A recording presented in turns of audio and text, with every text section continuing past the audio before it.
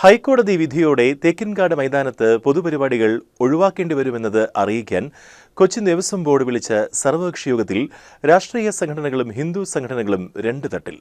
ഹൈന്ദവ സംഘടനകൾ കോടതി വിധിയെ അനുകൂലിച്ചപ്പോൾ രാഷ്ട്രീയ കക്ഷികൾ പൊതുയിടമായി നിലനിർത്തണമെന്ന അഭിപ്രായമാണ് ഉന്നയിച്ചത്.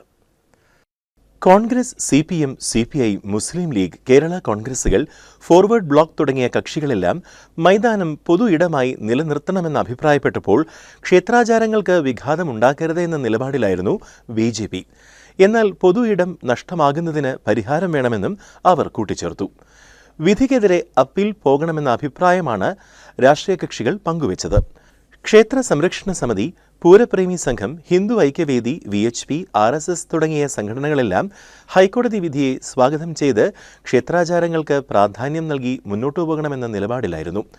ദേവസ്വം ബോർഡിന്റെ ചുമതല വിശ്വാസികൾക്കൊപ്പം നിൽക്കലാണെന്നും അവർ പറഞ്ഞു.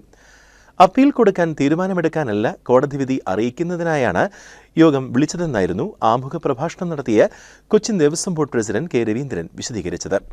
മുൻ MLA P. Balachandran, PK Shajan CPM, EN Satheesan CPI, CR Valsan Congress S, KB Jayaram Congress, Unnikrishnan Eecharath Kerala Congress M, PM Elias Kerala Congress Jacob, Mohanakrishnan Kshetra Samrakshana Samiti, Baiju Thazhekkat Poorapremi Sangham, Azeez Thanippadam Muslim League, Thomas Jacob Kerala Congress, V. Muraleedharan Hindu Aikyavedi, VK Venkatachalam, Vijayan Meparambath BJP, Mohanan Menon VHP, Lonappan forward block, PS Raghunath RSS തുടങ്ങിയവർ യോഗത്തിൽ സംസാരിച്ചു.